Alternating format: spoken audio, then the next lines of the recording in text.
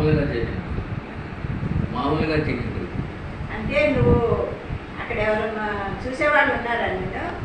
అక్కడ చూసేవాళ్ళు ఎవరు తీసుకొచ్చారు నిన్ను ఇక్కడికి? ఎవరు పంపించారు? మా కోడలు. నిన్ను ఇక్కడికి ఎవరు పంపించారు? కలెక్టర్ గారు.